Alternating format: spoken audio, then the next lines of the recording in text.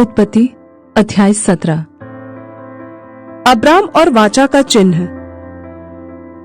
जब अब्राम 99 वर्ष का हो गया, तब यहोवा ने उसको दर्शन देकर कहा, मैं सर्वशक्तिमान परमेश्वर हूँ, मेरी उपस्थिति में चल और सिद्ध होता जा। मैं तेरे साथ वाचा बांधूंगा और तेरे वंश को अत्यंत ही बढ़ाऊंगा। तब अब्राम मुंह के बल गिरा और परमेश्वर उससे यह बातें करता गया, देख, मेरी वाचा तेरे साथ बंधी रहेगी, इसलिए तू जातियों के समूह का मूल पिता हो जाएगा। इसलिए अब से तेरा नाम अब्राम न रहेगा, परंतु तेरा नाम अब्राहम होगा, क्योंकि मैंने तुझे जातियों के समूह का मूल पिता ठहरा दिया है।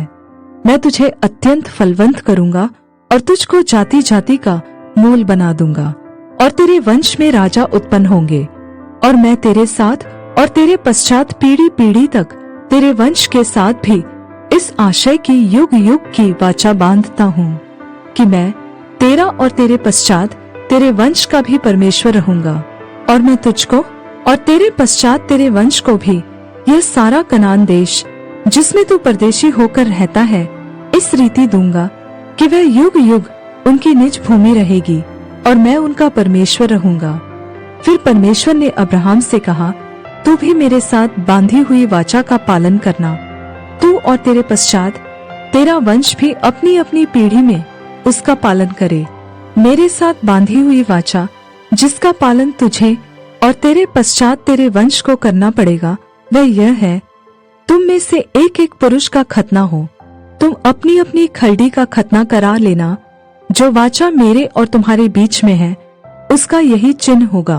पीढ़ी पीढ़ी में केवल तेरे वंश ही के लोग नहीं, पर जो तेरे घर में उत्पन्न हुआ हो अथवा परदेशियों को रूपा देकर मोल लिया जाए, ऐसे सब पुरुष भी जब 8 दिन के हो जाए, तब उनका खतना किया जाए। जो तेरे घर में उत्पन्न हो अथवा तेरे रूपे से मोल लिया जाए, उसका खतना अवश्य ही किया जाए। इस प्रकार मेरी वाचा जिसका चिन्ह तुम्हारी देह में होगा, वह युग युग रहेगी। जो पुरुष खतना रहित रहे, अर्थात जिसकी खलड़ी का खतना न हो, वह प्राणी अपने लोगों में से नाश किया जाए, क्योंकि उसने मेरे साथ बांधी हुई वाचा को तोड़ दिया। वाचा का पुत्र इसहाक। फिर परमेश्वर ने अब्राहम से कहा, तेरी जो पत्नी साराई है, उसको तू अब साराई न कहना, उसका नाम सारा होगा। मैं उसको आशीष दूंगा और तुझको उसके द्वारा एक पुत्र दूंगा, और मैं उसको ऐसी आशीष दूंगा कि वह जाति जाति की मूल माता हो जाएगी, और उसके वंश में राज्य राज्य के राजा उत्पन्न होंगे। तब अब्राहम मुंह के बल गिर पड़ा और हंसा, और मन ही मन कहने लगा, क्या 100 वर्ष के पुरुष के भी संतान होगा? और क्या सारा जो 90 वर्ष की है पुत्र जनेगी?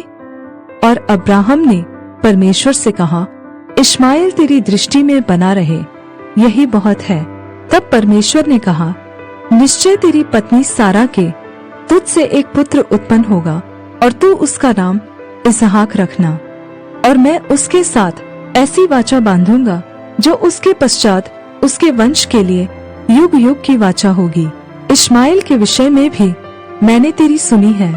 मैं उसको भी आशीष दूंगा और उसे फलवंत करूंगा और अत्यंत ही बढ़ा दूंगा। उससे 12 प्रधान उत्पन्न होंगे, और मैं उससे एक बड़ी जाति बनाऊंगा। परंतु मैं अपनी वाचा इसहाक ही के साथ बांधूंगा, जो सारा से अगले वर्ष के इसी नियुक्त समय में उत्पन्न होगा। तब परमेश्वर ने अब्राहम से बातें करनी बंद की और उसके पास से ऊपर चढ़ गया। तब अब्राहम ने अपने पुत्र इश्माएल को लिया, और उसके घर में जितने उत्पन्न हुए थे और जितने उसके रुपए से मोल लिए गए थे, अर्थात उसके घर में जितने पुरुष थे, उन सभी को लेकर उसी दिन परमेश्वर के वचन के अनुसार उनकी खलड़ी का खतना किया।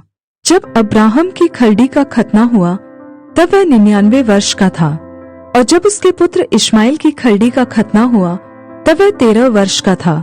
अब्राहम और उसके पुत्र इश्माएल दोनों का खतना एक ही दिन हुआ, और उसके घर में जितने पुरुष थे जो घर में उत्पन्न हुए तथा जो परदेशियों के हाथ से मोल लिए गए थे, सबका खतना उसके साथ ही हुआ।